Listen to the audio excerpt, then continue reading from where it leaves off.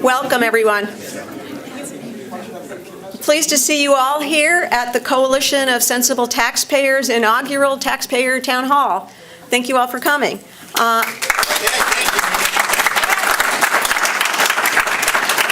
I'm Mimi Willard. I'm the founder of COST, and those of you who haven't found it yet, we have a website, which is costmarin.org.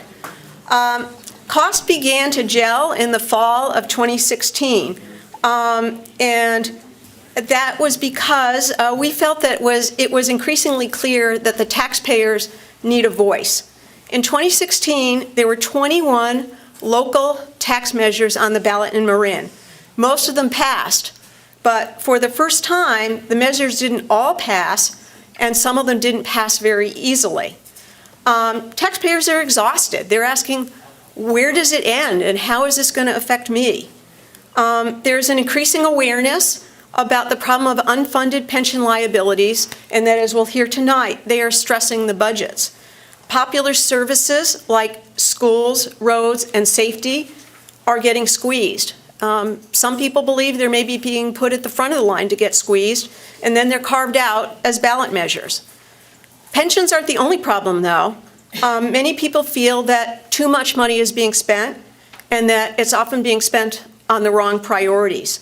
We also have a lack of transparency, problems with public inclusion, and things are going along with a business-as-usual fiscal policy. Taxpayers are saying, hey, nobody's listening to us. Where's our seat at the table? So this is the backdrop for the formation of the Coalition of Sensible Taxpayers.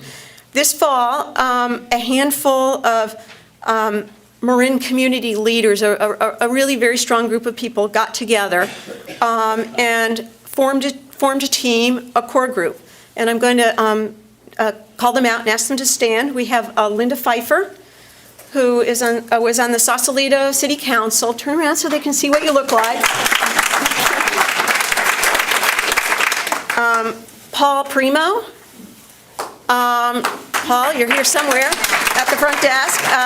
He's got an expertise in finance and pensions, and he's in the core group at CSPP.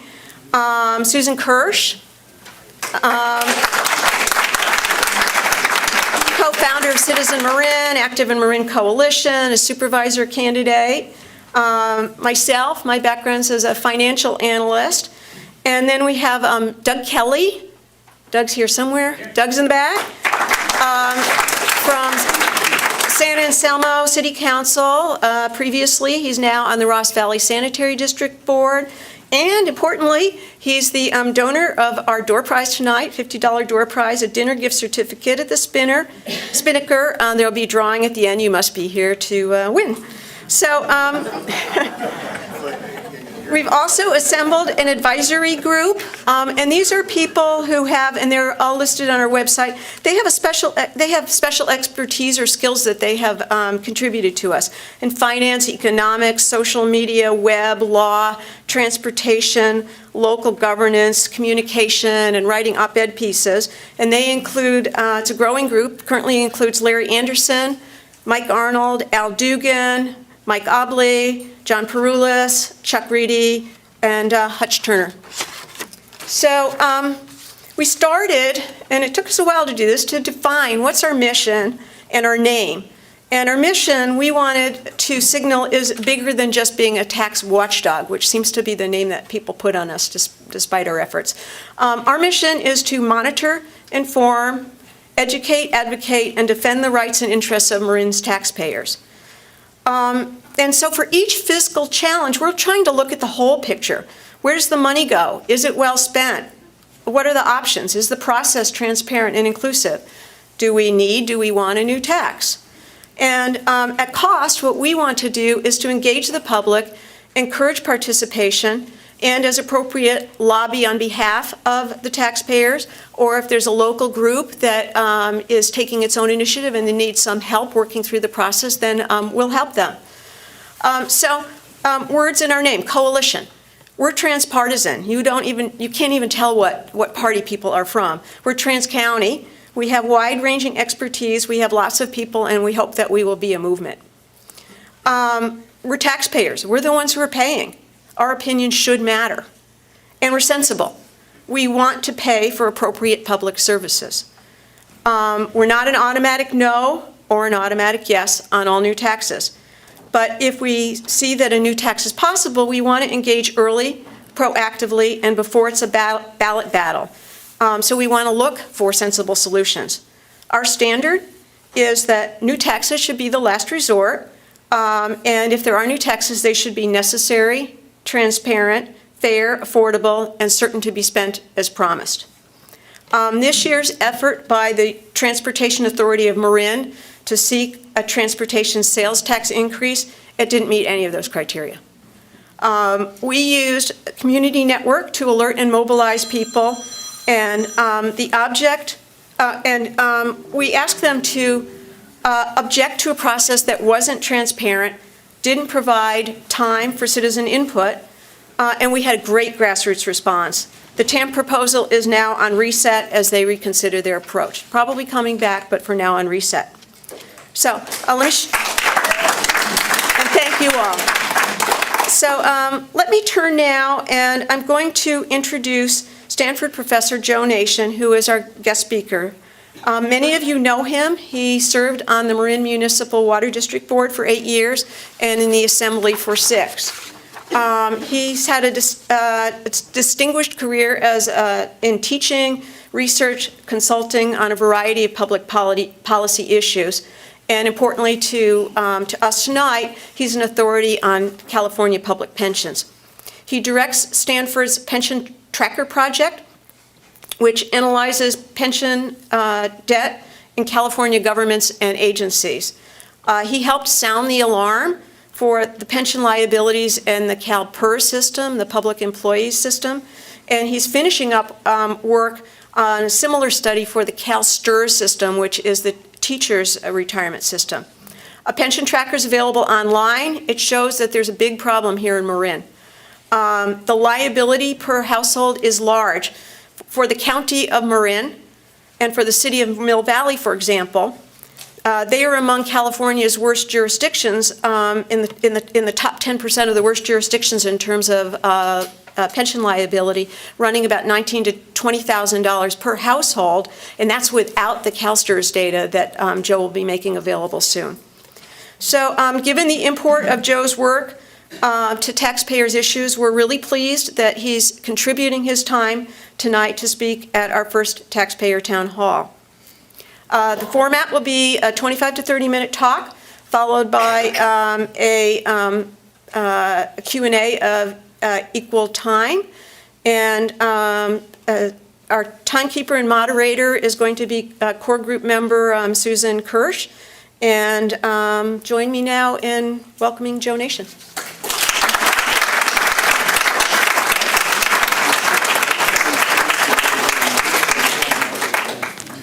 Thanks, Mimi. I appreciate it. It's great to be back in Marin. I don't live here anymore. I'm down south.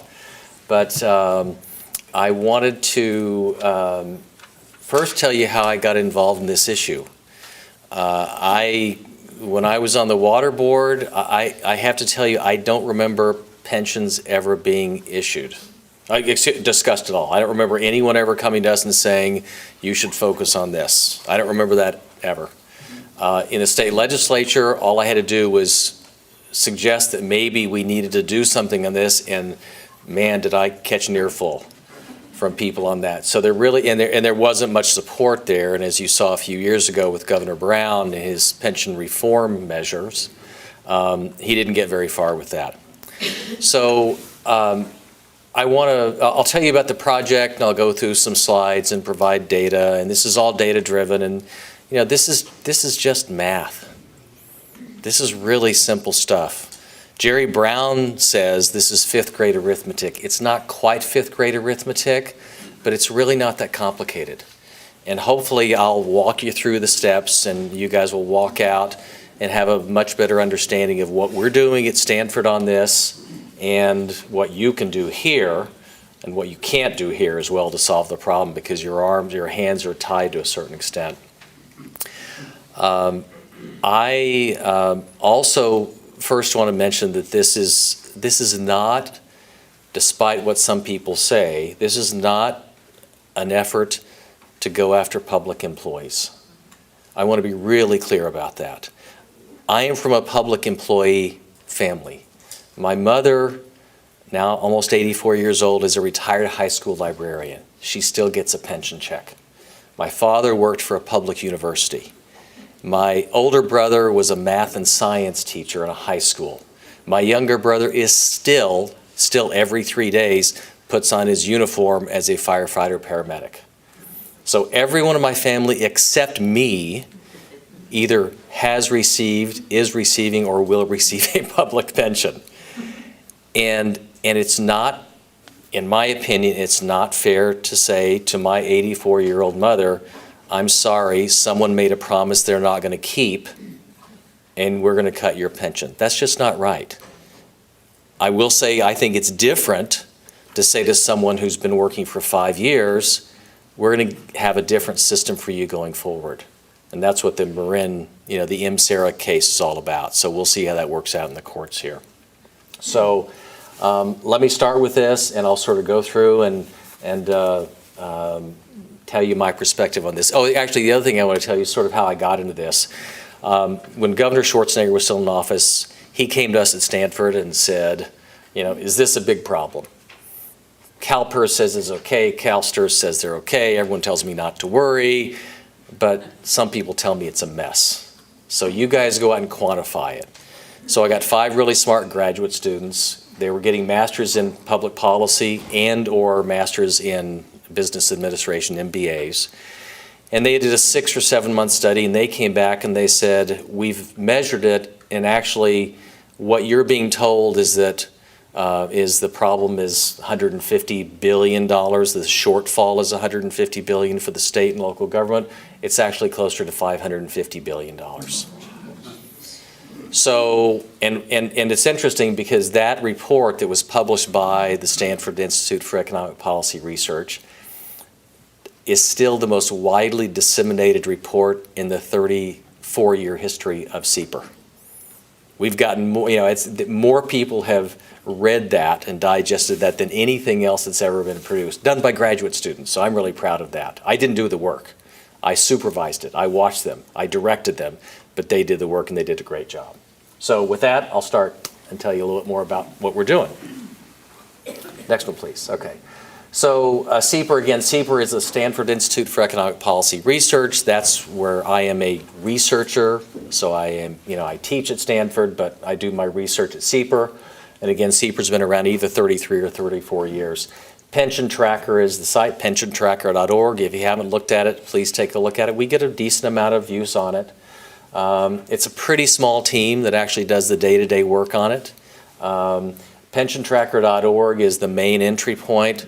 There is a California page. If you go to this, you'll see the California version.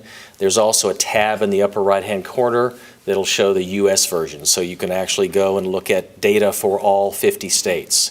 And we've ranked states, and so you can see, well, is California in the worst position? Are they worse, is the unfunded liability, or what I like to call pension debt, worse in California than in Illinois? Actually, it's not. We're worse than Illinois. Number 1 state is Alaska, surprisingly a little bit. We're number 2. I think Illinois is number 3. But it'll give you a sense of the magnitude of the problem across the different states. Next slide, please. So here's the team. John Chauvin, who is the Charles Schwab Professor of Economics at Stanford, is the principal investigator. Greg Roston is also a principal investigator. I should have put PhD as well, also a PhD economist from Stanford. They are, so they're the ones whose name is on the paper. They're the ones who helped me secure the funding for this. Greg also is the director of the public policy program. Bill Sharp, does anyone know Bill Sharp? So Bill Sharp is a professor emeritus. He has retired. He taught at the business school. And Bill has been just a tremendous help on this. I still get together with him about every 2 or 3 months. He lives in Carmel. We meet in Santa Cruz at a favorite little sushi place, and we talk about what we need to do next on pension tracker. Bill won the Nobel Prize in Economics in 1990. Jeremy Bulow is an economics professor at the Graduate School of Business. He just is wickedly brilliant, so I go to Jeremy for a lot of help. And then I have a number of research assistants. Last summer I had 14. I've got 4 now because we went through a big build-up then, but I've got undergraduate and graduate students serving as RAs as well. Next slide. The objectives of Pension Tracker. We have detailed pension information on 1,700 agencies. Now, why are we doing this? Because anyone who's ever tried to dig into the weeds will discover that it's pretty tough to find the data. It's available, and I will tell you, CalPERS, as much as CalPERS and I are like this sometimes, is a pretty transparent organization compared to others around the country. They do a good job. They really do a good job. CalSTRS less so. The independent systems, like the one in Marin, I'm not commenting on Marin specifically, but the smaller independents tend to be less transparent. And so we decided we needed to put everything in one place. So you wouldn't have to go to this agency and then to CalPERS and then to CalSTRS, then to somebody else. So we tried to put it all in one place where you can simply go and point and click and enter a city's name or a special district's name and have it pop up. So we've got about 1,700 cities, counties, and special districts right now. CalPERS, and again, these independent systems. So the Marin system I consider independent. It is not a CalPERS member. San Francisco has an independent system. San Jose has a couple for safety and non-safety.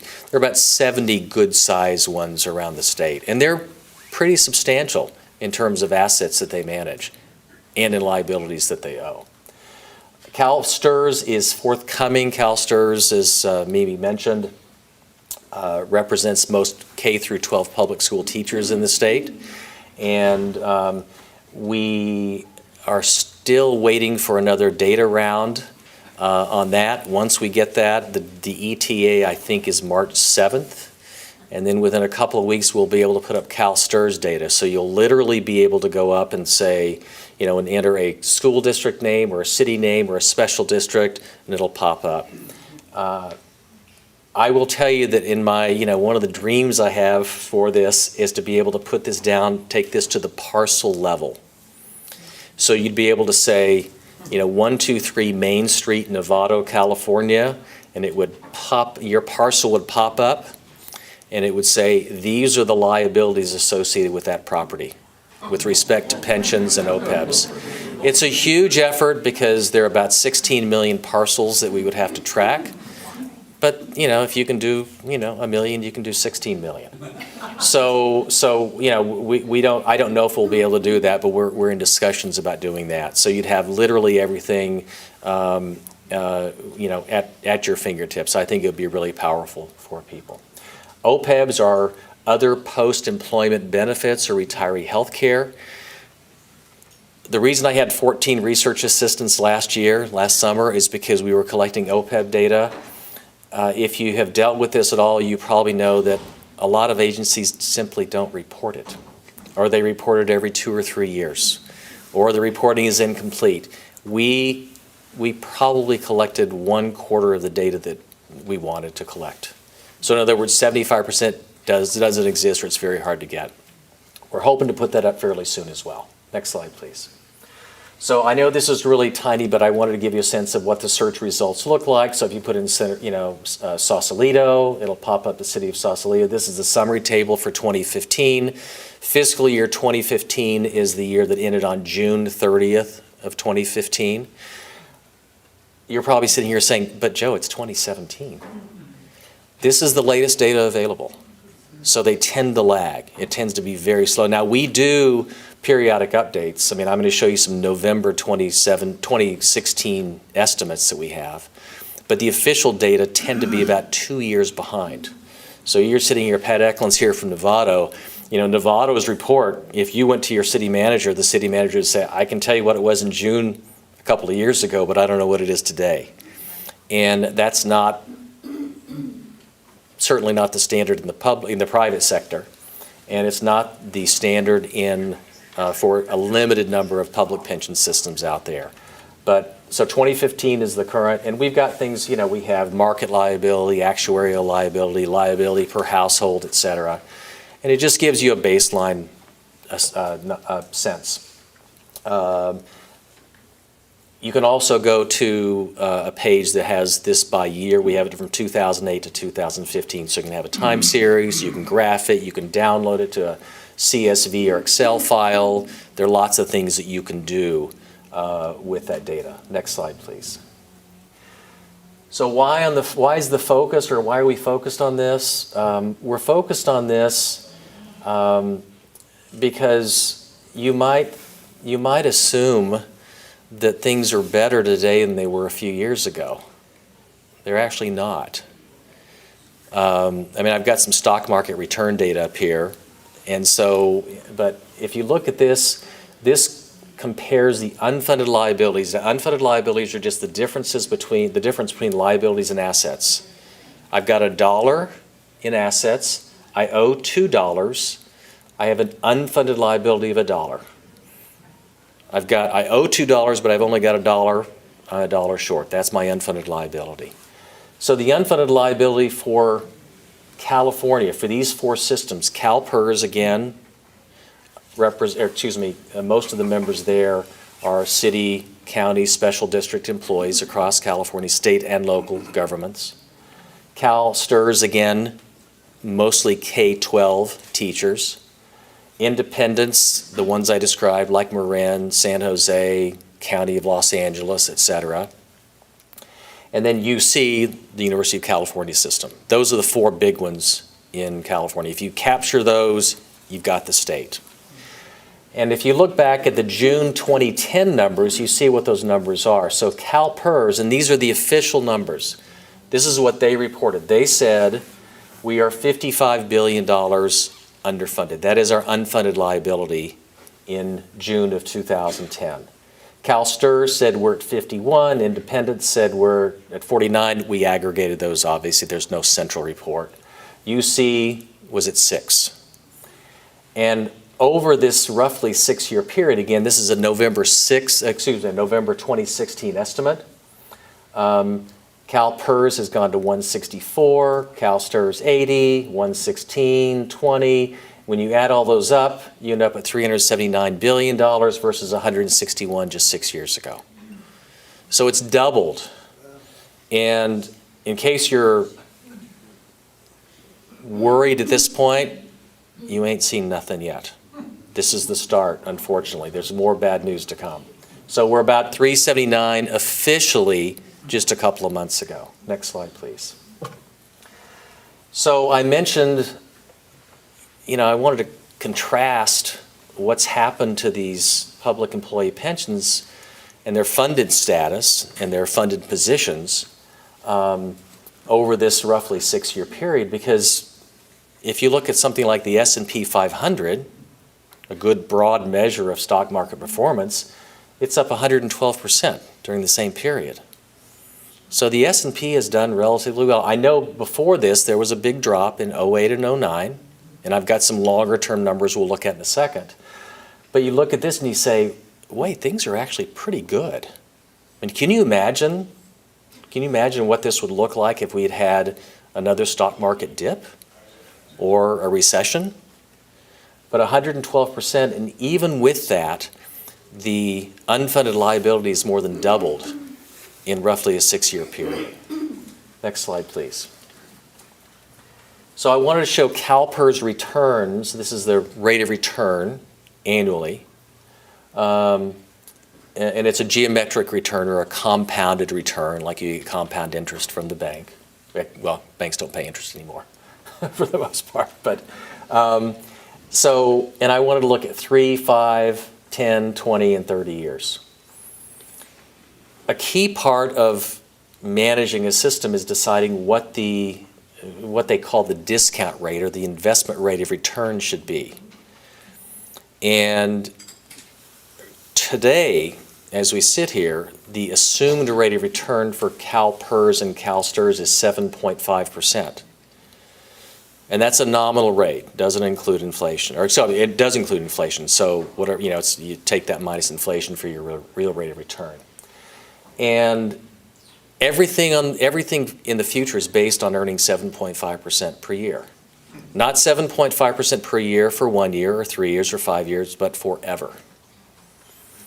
Now, most people today would argue, including Bill Sharp and others, that 7.5% is not a realistic number. And so the question is it realistic based on the historical performance of CalPERS? And again, I'm not picking on CalPERS. Everyone is kind of in the same boat here. So for the last 3 years, CalPERS has earned 1%. They thought they'd earn, or they projected that they would earn 7.5, they earned 1. The last 5 years, they got close to 7, but they're still not quite there. The last 10 years, 3.3, I think the number is. The last 20 years, right about 6, I think it's 6.0. And the last 30 years is actually 7.7. So if you are managing your own retirement assets and you were assuming 7.5% per year, every year, forever, today, would you think that was realistic? You'd probably be a little bit nervous given these numbers. If you think the next 30 years are going to be like the last 30 years, then that's okay. It's actually not, which I'll explain in a few minutes why it's not. But if you're at least in reasonably good shape, in theory, 7.5%, if you can get that, then you'll fund those, you'll pay off your debt, the unfunded liabilities, you'll be able to pay for benefits going forward and so forth. But if you think maybe we're in a different time, and maybe we're not going to get the sort of returns we got, like during the 1990s in the biggest stock market increase in the history of the planet, then maybe you should be a little more conservative, and instead of assuming 7.5%, maybe you should assume 4, 5, whatever. And you can also look at what's going on in the market. And if you look in the market, if you look at the market today, the market is more or less saying you should probably plan on about 4, maybe 5%.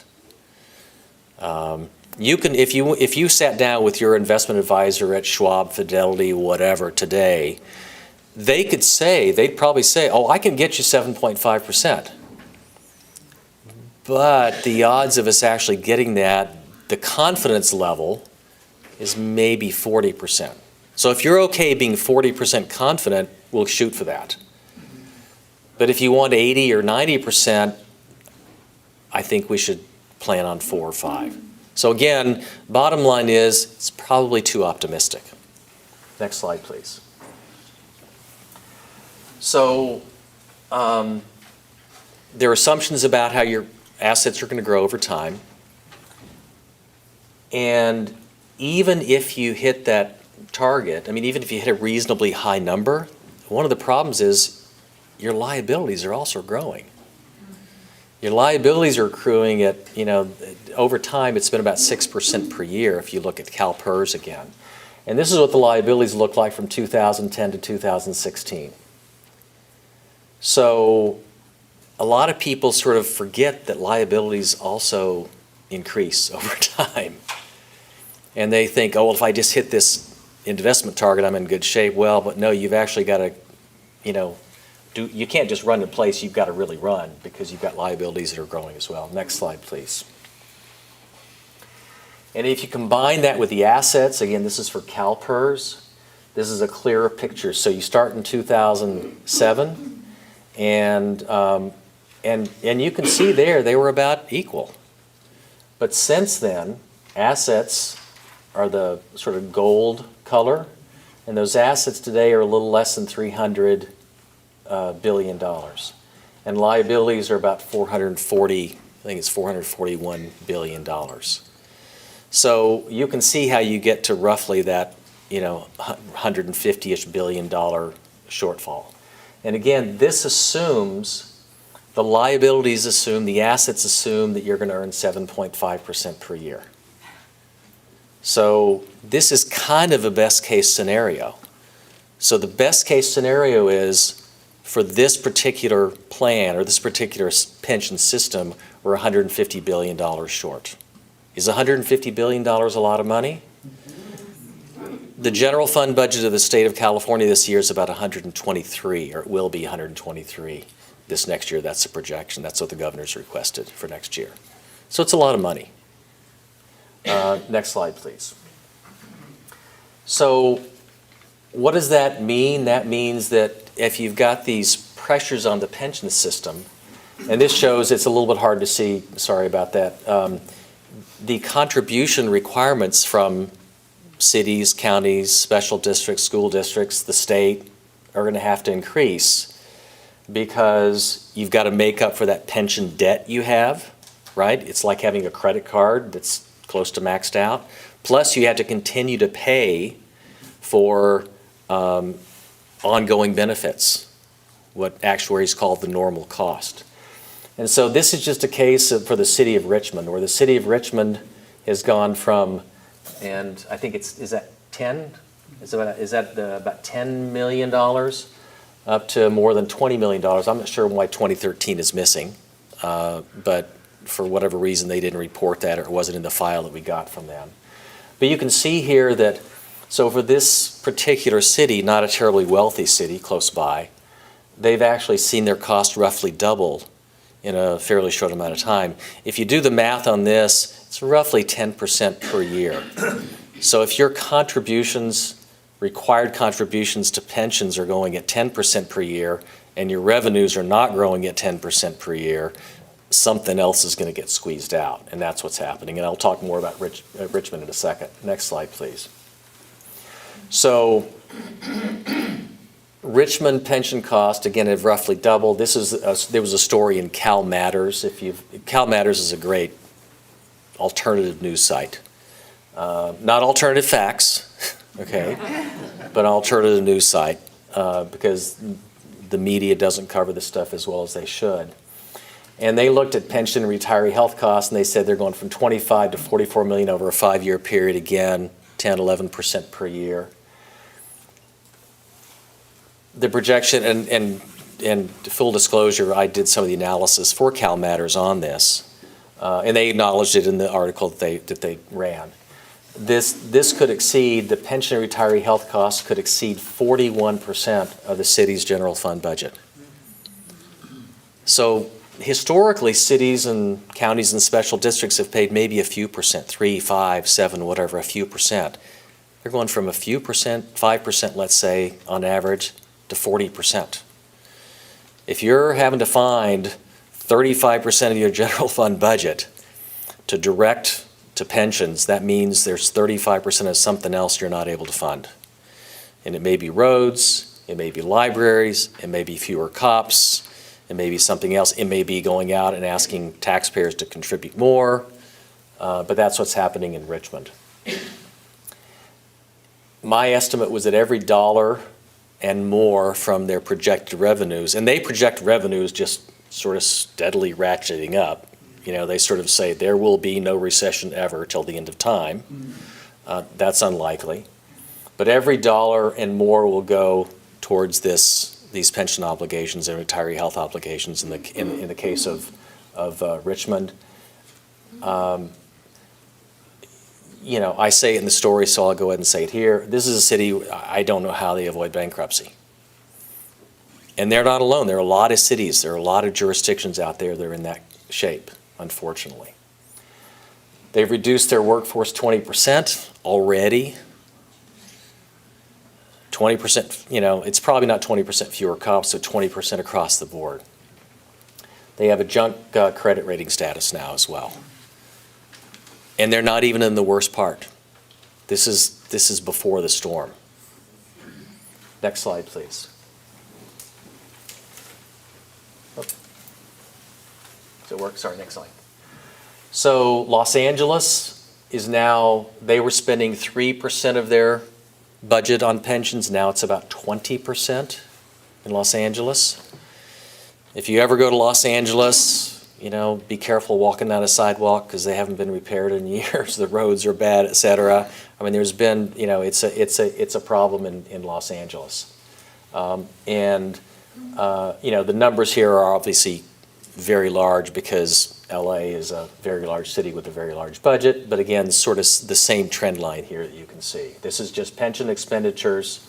This is just employer contributions. This is not what the employees contribute. Employees contribute something. It's typically a fairly small number compared to what employers contribute. Next slide, please. Doesn't matter if you're wealthy, poor, whatever, and you can define that however you want to, whether it's the demographics, whether it's the city budget, whatever. But here's a case where City of Beverly Hills, again, same general trend, roughly doubling over about a 7-year period, which means that it's growing at about 10% per year. So again, if your obligations or your requirement to pay is increasing at 10% per year, you know that you've got to, transfer money from somewhere else. You've got to borrow money. You've got to sell assets. You've got to do something to make ends meet. Next slide, please. School districts are also facing what I'll call, borrow from the governor's vocabulary, a wall of pension, wall of debt. So CalSTRS, again, that includes most K-12 teachers, is set by the legislature. And there was a bill 3 years ago, 3 years ago I think it was, may have been 4, that's 14, that finally at least pointed them in the right direction. Because they were on a path where they were literally going to run out of cash probably by 2025, 2030. Some people thought it would be later, but with the low returns they were getting, it was probably going to be earlier than that. So the official projection, I remember, was 2044, then it was 2040, then it was 2037, and it probably would have been about 2025, maybe 2030, they would have literally run out of cash. And this bill, AB, Assembly Bill 1469, 3 years ago, put together at least a credible plan to refund CalSTRS, so they wouldn't be on that same path. And employees will pay a little more, the state will pay a little more, but employers, the school districts, will pay a lot more.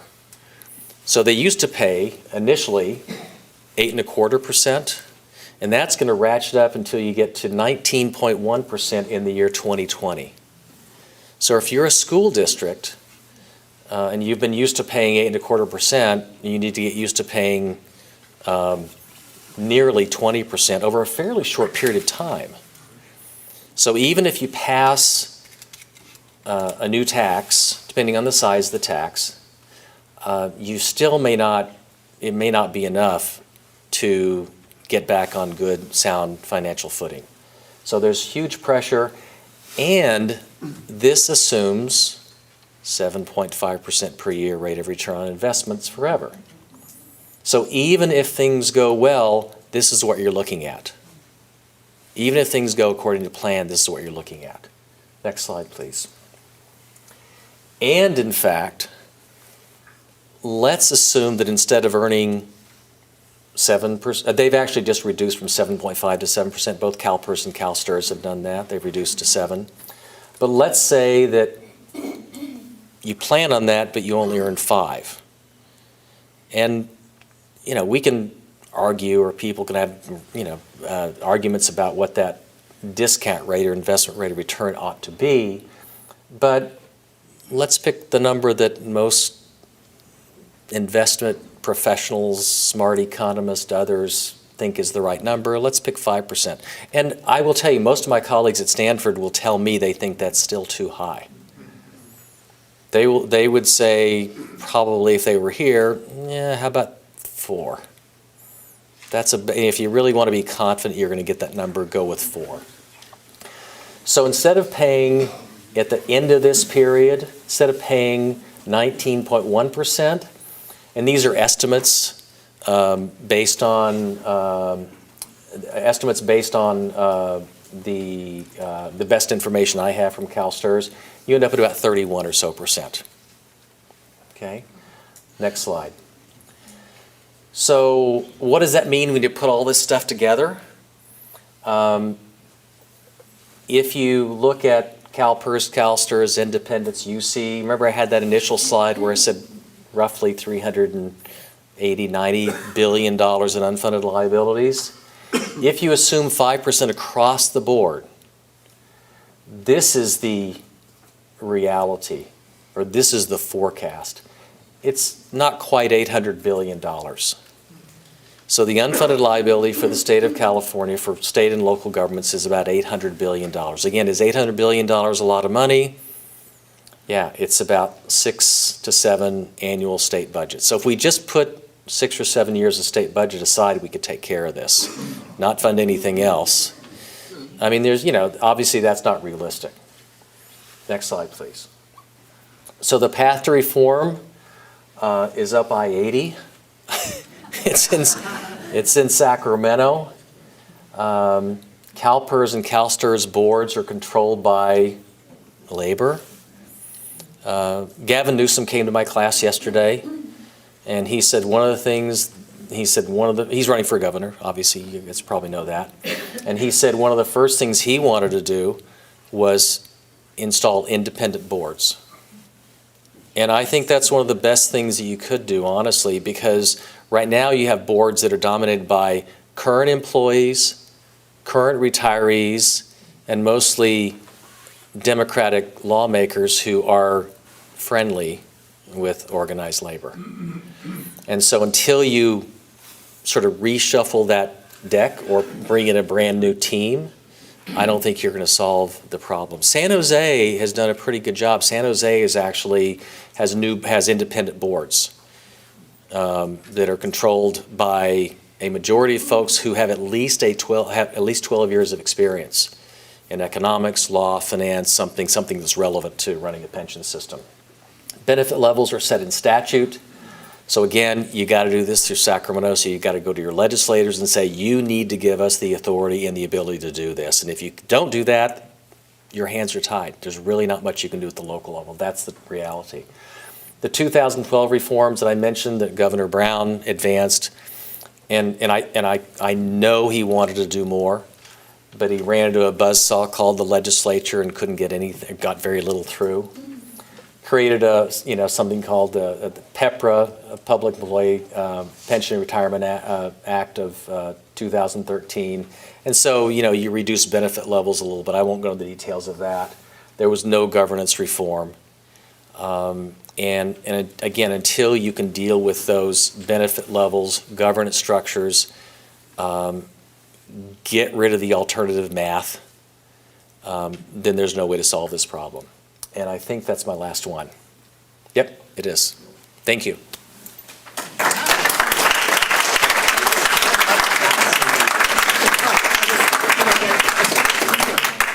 So let me grab this microphone. You want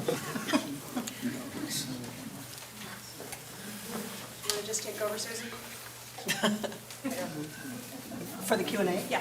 Yeah, I just need to get this turned to green. Okay, so thank you, Joe. You've given us a lot to think about. I just want to call out that we have quite a collection of people here. One, I think we're probably at about 75 people who are here, which is fabulous. We also have a lot of people who are in elected positions who are addressing the issues or concerned about the issues that you're raising. So I just want to invite anybody who's here who's in an elected position, who's wrestling with city budgets and this kind of problem, or board of supervisors. Do you want to just stand so we can see and feel assured how many of you are giving thought to this issue? So if you're part of the elected ones, and thank you so much for being here and for the service that you give to our community and to come out to listen to Joe. So I'm Susan Kirsch. I'm going to be moderating the Q&A time, and we've got about 25 or 30 minutes or so to do that. Just a couple of things. So if you raise your hand, know that we are videotaping this session. So if you raise your hand, and if you're called on, that's giving us permission to use your visage in the videotape. So we're not doing any forms on that, but that's your permission for us to use your face in the videotape, which will be posted on the COST website. In addition to that, we ask that you keep your questions short, or your comments if you're making a comment, Joe's agreed to keep his responses short. If you're holding the microphone, hold it up like an ice cream cone so we really get good volume. So I'm going to work my way like down here. We'll try to get to as many of your questions or comments as we can. And I'll start here with the front row. And Clayton would normally have a question, but he's had surgery and is not talking. So raise hands. I'll be working my way around to see if anybody has a question. We'll go back here. And do you want to just give your name and city? For the camera, Jim Walsh, funded or unfunded, what's sort of the unfunded part, that could be attributable to probably the lowest income earners. Let's say if you could bifurcate the liability between what would be covered with the Social Security system, that level of benefit, and everything above that, what chunk of that liability would be, let's say we were, these municipalities were part of the Social Security system, so that went off the local balance sheet. What percentage of the liability would that take off the books? So in other words, if the liabilities were sort of, equivalent to what one would receive through Social Security as opposed to what they have coming through the system? A step beyond that, if you took the level of benefit up to whatever Social Security would pay, and shoved it off of the municipalities and put that on Social Security. Oh, I see what you're saying. Right. I could guess at that number, but based on the average benefits, but I don't feel comfortable doing that because I don't know the benefit levels on the independent side well enough. I know on the CalPERS and CalSTRS side relatively well, but it's a large chunk, and it's probably greater than half, but I don't know how much greater than half. And that's a guess. I'd have to sit down and work through the numbers. But it's substantial. It's substantial. Yeah. Question here? Yes. Good evening. My name is Tony Coyle. And you certainly scared the hell out of me. Thank you very much. That was my objective. What I didn't hear was how do the legislators, number one, go about affecting these figures so that brings them down into a reasonable area? Yeah. And number two, what if anything can the man in the street, us here, do about exactly the same thing? Right.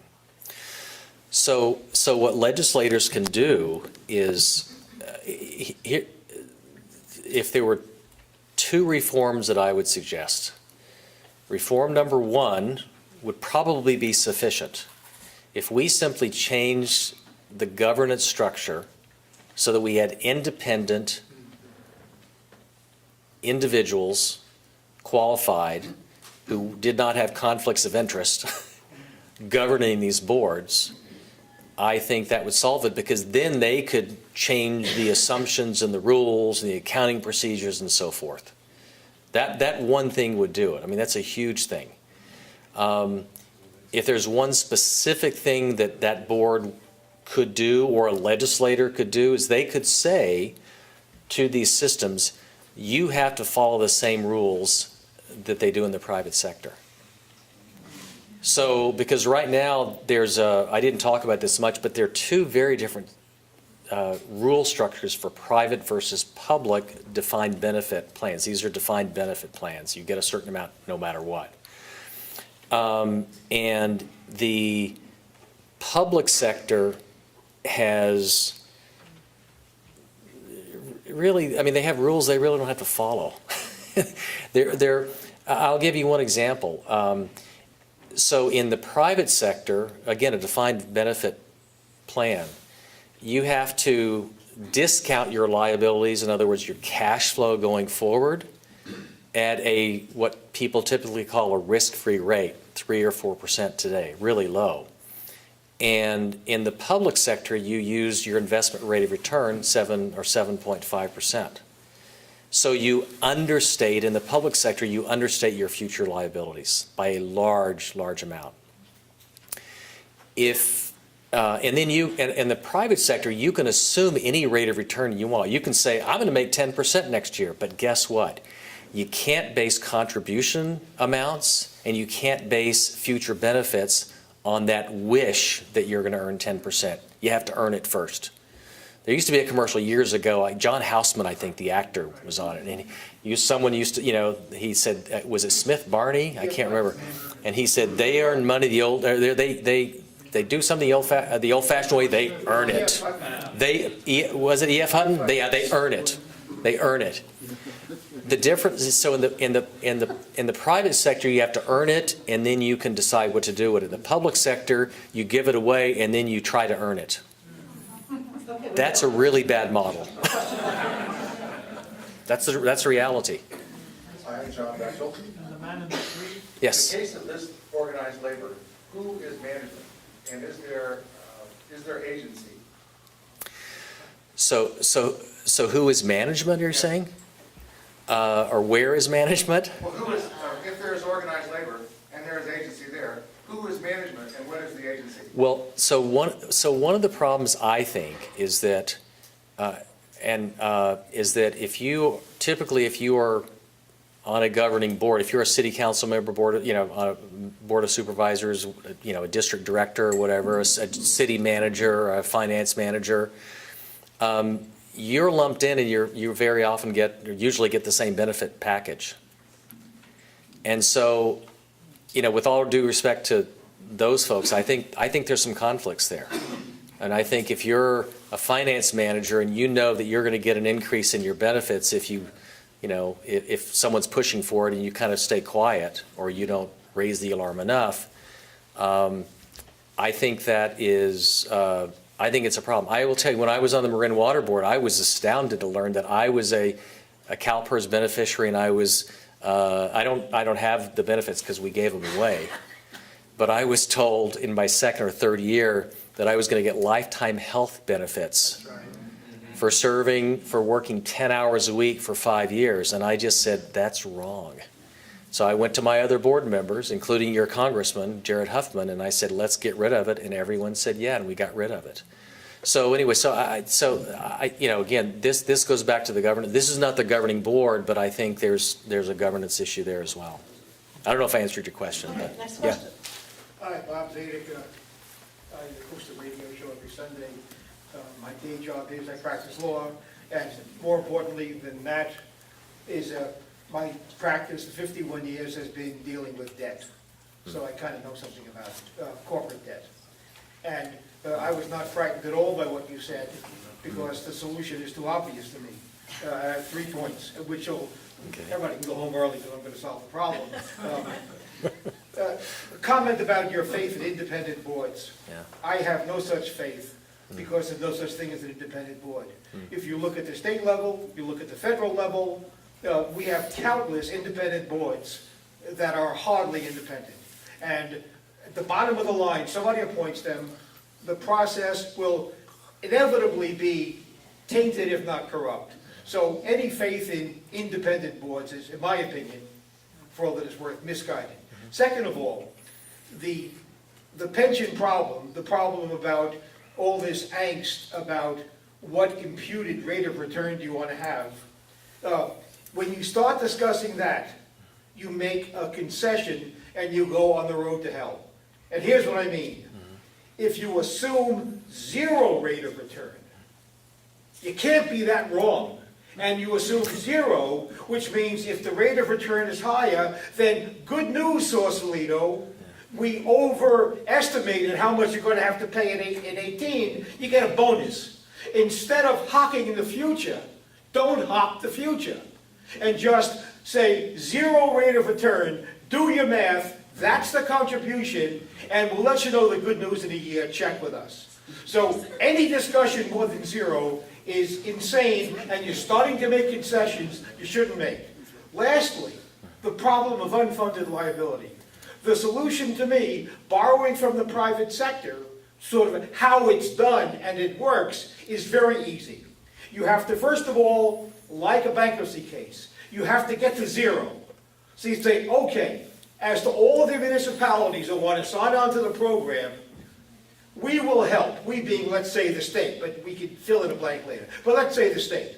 So the state goes to Sausalito and says, okay, as to this monster debt you're never going to get out of because it's unfunded, we will make a loan to you.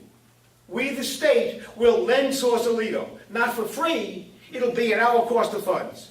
So it's washed to the state is passing through, Sausalito is debt-free now for the first time in its life, but there's a catch. The state says, as a condition of you getting this money, to start from zero, you by statute cannot go into the hole ever again. If you do, it's default, sayonara, you pay it all back. And you're in a Chapter 9. Now, with that program, you can't fail. It's free to the state. The city is bound by statute. It can't transgress. You cannot have unfunded in the future because you're assuming a zero return. Then all you get is good news every year, never bad news. Case closed.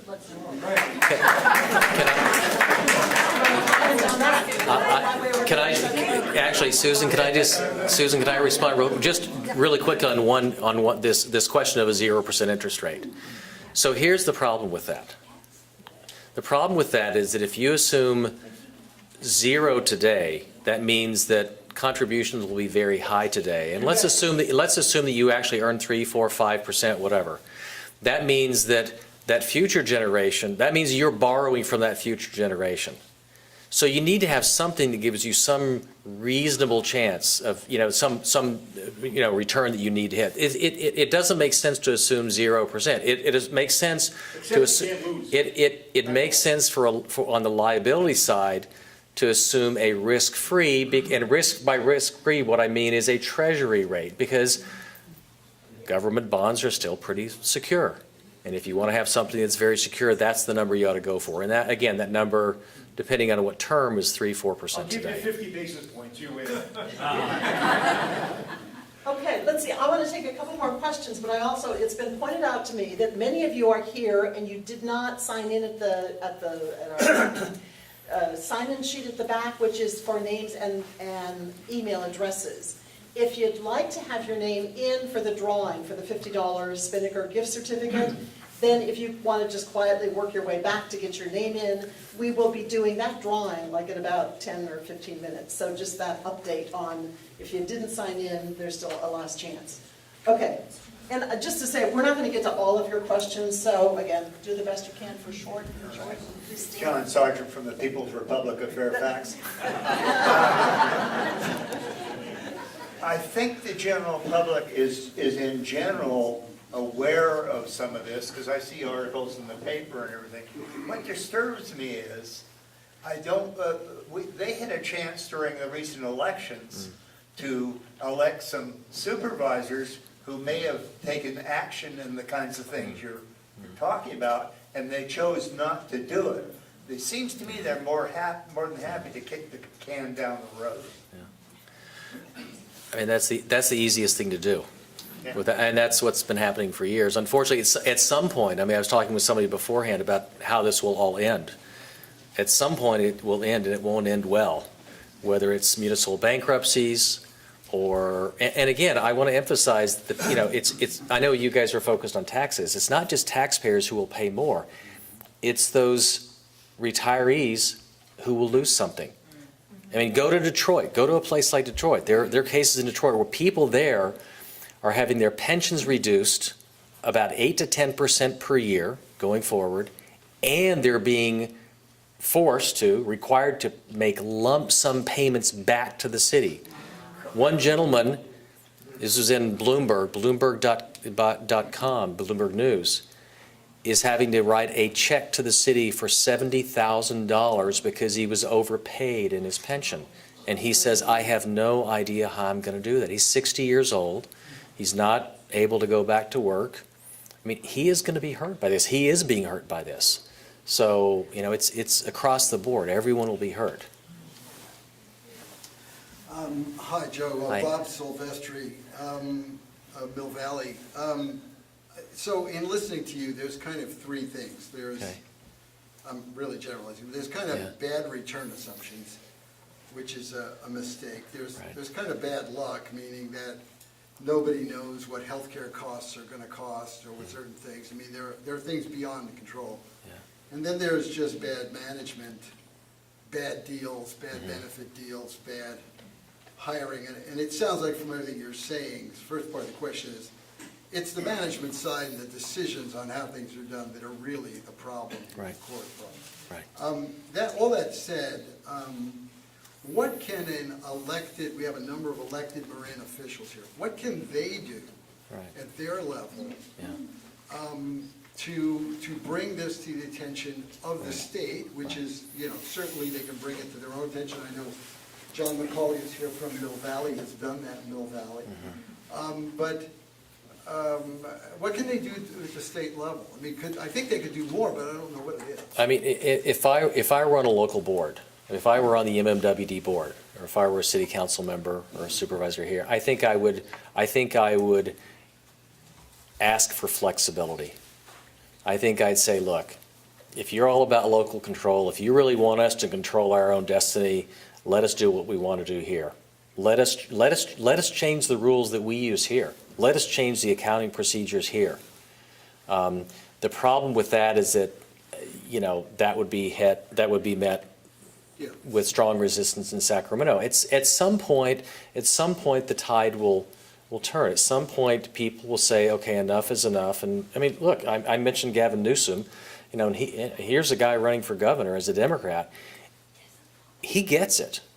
He understands that this is a serious issue and it's going to sink the state. He said this was one of the three top issues facing California, which I was thrilled to hear. So, but unless you've got those legislators, so you've really got to work through the Assembly and the Senate here and convince them to provide that flexibility to you. That's the most important thing. All right, another question up at the front, and then I'll work my way around this side. My name is Frank Green. I live in Belvedere. And I just want to make a comment, but I'd like your opinion. I think we're living in a fantasy world. Gigantic debt bubbles everywhere. It's all based on confidence in the future. I'm amazed that the whole thing is held together, given our governance, what's going on, and at all levels. I see the only thing that is likely to happen is a series of financial crises as the bubbles pop. Measuring rates of return depends a lot on your starting point. We're at a point now where we've had, I think, 9 years of up. So if you're thinking about your rate of return from this point on, or the next 10 years, you're starting from a very high base.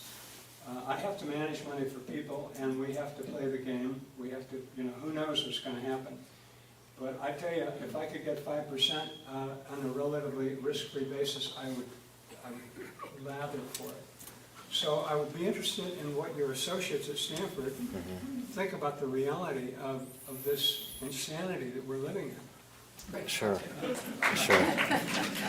Well, so with respect to what those assumptions should be, so actually, let me step back. There's some people there who believe that we should just eliminate defined benefit plans and go to defined contribution.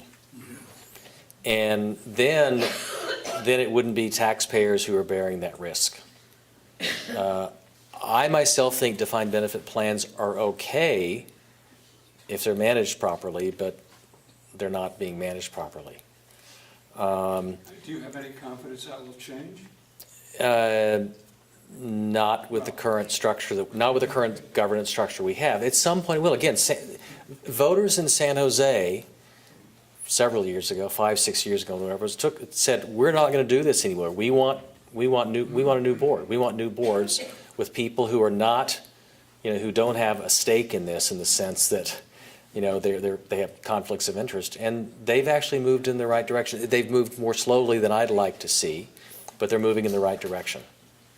And then this question of what's the right number. When I first started this was back in 2010. I made the argument that the discount rate, the investment rate of return, ought to be about 6%.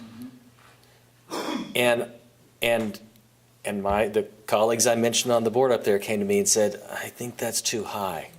It ought to be 4 or 5. And what I said to them was, maybe I was still thinking that I was in the political world. And I said, I'm trying to find a political fix here. There's no way we're going to go from 7.75%, which is what it was, to 5 or 4.5. But maybe we'll go from 7.75 or to 6. It's a big step, but that's realistic. Today, they would say you're still too high. It ought to be 4 or 5. I'll tell you what I assume for my retirement. I have a 403B at Stanford. I assume 4.5% per year. That's my assumption. From this point in time? Well, when I started, I've been at Stanford 10 years, so over that time period, I've assumed 4.5%.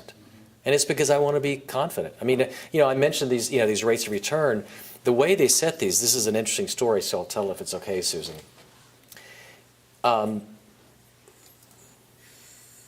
These pension systems hire a consultant. The consultant comes in, and the consultant says, the midpoint of what I think you're going to earn is 7%. In other words, there's a 50-50 chance you'll do better than 7, and a 50-50 chance you'll do worse than 7. Now, luckily my kids are finished with college and I don't have to pay for that anymore.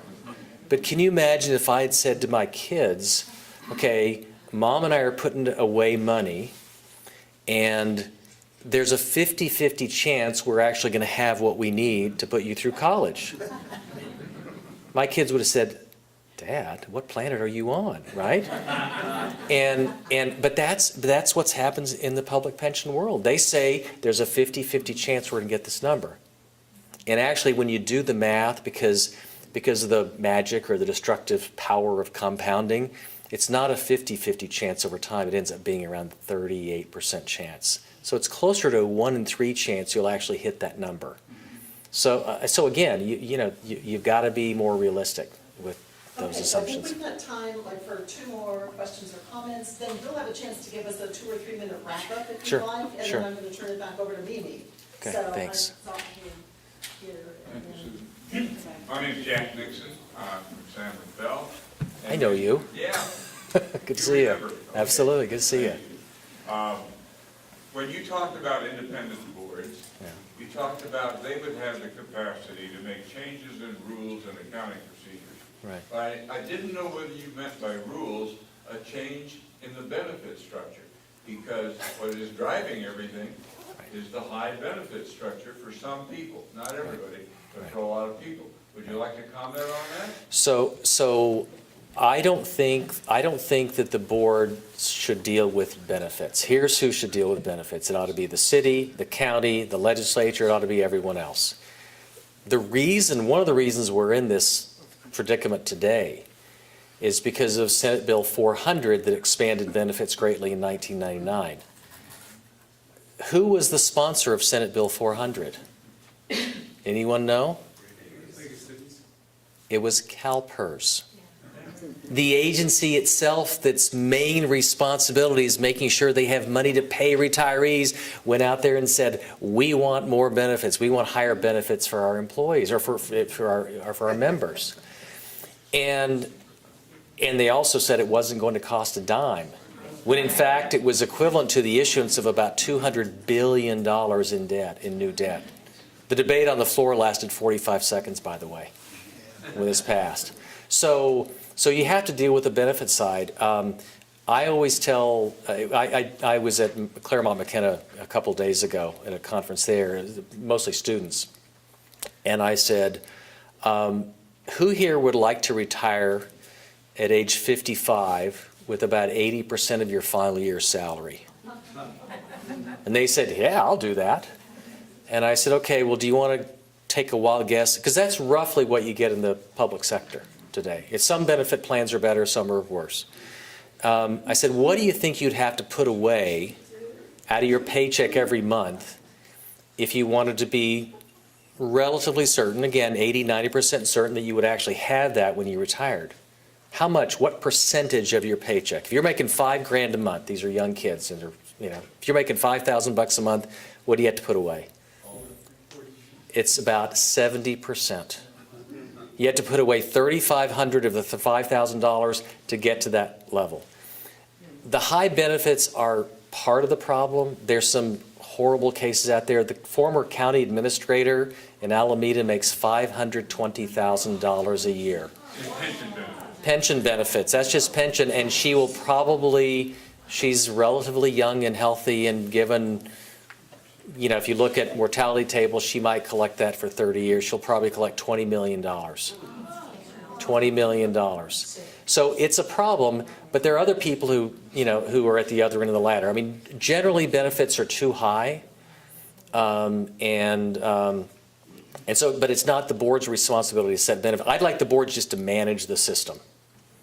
Just to manage the system. Here, we've got a final question or comment back here. Okay. Thank you, Linda Pfeiffer, member of Cost Marin and also former Sausalito City Council member. I know we pointed this out, I just want to do it again very quickly. A big thank you to the elected folks here tonight. We have Sausalito Vice Mayor Joan Cox. Right here we've got, no time. Oh, okay, sorry, no time.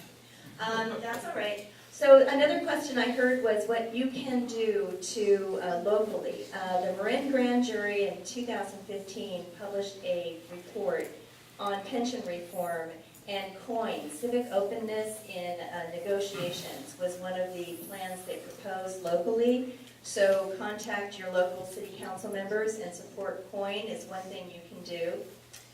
The other thing I would add is in 2011, the Marin County Council of Mayors and Council Members Ad Hoc Committee on Pension Reform and OPEB reform concluded pensions are unsustainable. So the information that Joe shared with you tonight, you can see this is unsustainable. Unsustainable means cannot be sustained, and yet we see the politicians treating this as a revenue problem instead of a budget problem, instead of a systemic problem.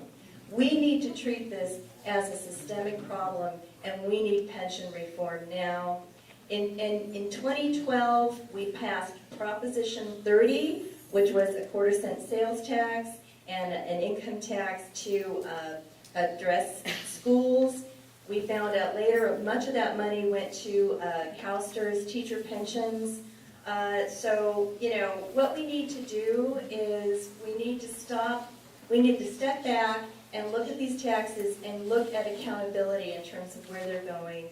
And finally, Joe mentioned the 401k blended, you know, pension plan. I know federal employees have a blended 401k and defined benefit pension plan.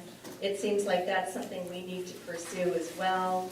In addition to looking at freezing cost of living adjustments until CalPERS and CalSTRS are 100% funded, and preventing pension spiking. You know, right now we have MSERA, one of the Marin, you know, pension oversight management groups that they're suing on behalf of the pension spike, and we need to stop that too. So that's all I wanted to share in conclusion, and I think we just need more accountability. And thank you for everyone for coming tonight. Very important.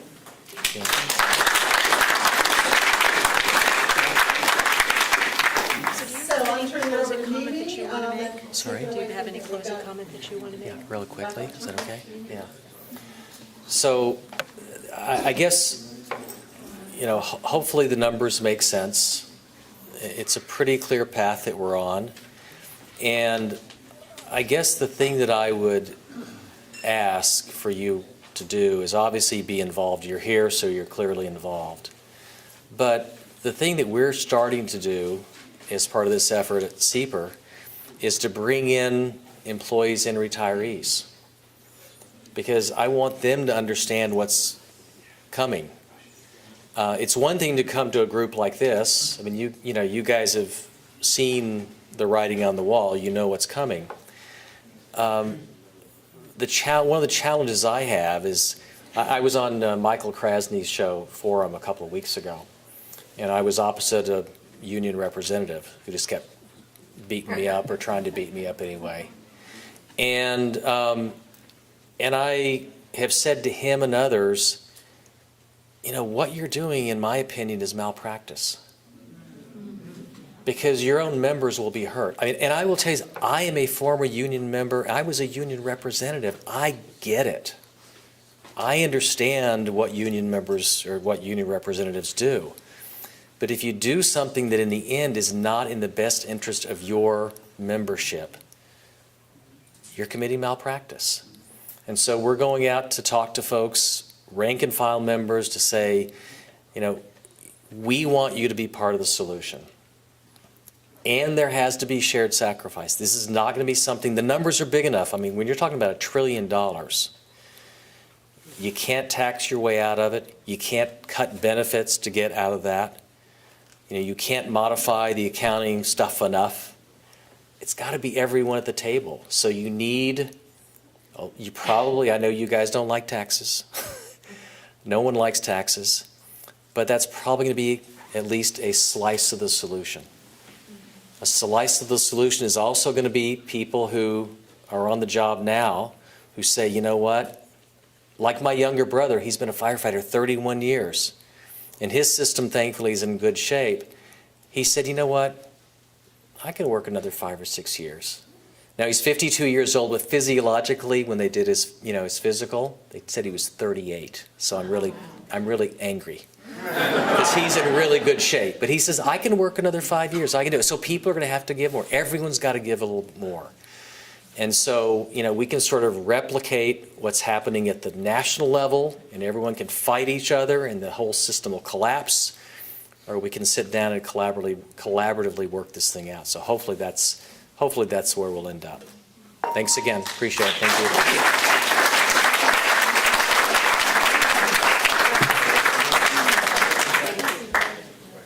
So just a few quick closing comments. And I just actually, before I go to my closing comments, I just want to add one little addendum to what Joe said there at the end. I don't see this as us versus them. I see this as us. We're all in this us together. I had a situation recently where I was contacted by some teachers in a school district that's thinking about parcel taxes and or bond measures.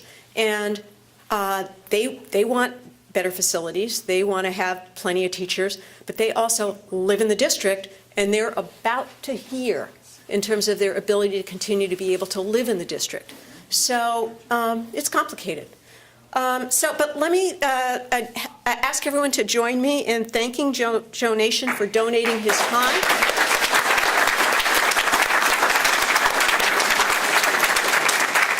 I have a few other thank yous as well as the drawing to do here. I want to thank John Perulas from Bright Path Video for donating high caliber professional videography services. It's going to be posted on our website. He's also done a great job on our website. Take a look at it. I think it's really robust. I want to thank the Spinnaker who donated the use of this room. After the meeting, if we're going to be around and we're here to talk with people, maybe grab a drink, maybe get some dinner, whatever, give back to the Spinnaker would be nice. Thanks to the cost team who put the meeting together. I just want to reinforce that cost really wants to be the taxpayer's voice.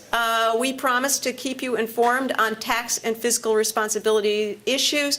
We're planning a series of upcoming events on hot issues. A couple of the ones that we're looking at possibly having events around are transportation and schools. We will be, as I said before, we're willing to work with you on local issues if you've got one in your community, and to provide the leadership and coordination on county and regional ones. To do all this, we need volunteers.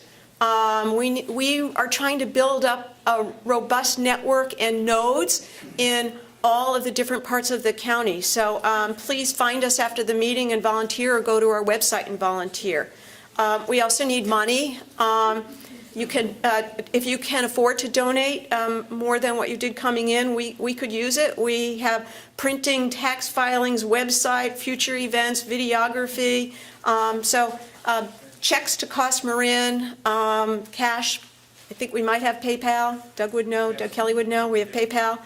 That's it. Stick around, grab a drink, say hi, network a little bit. Thank you all for coming. Really appreciate it.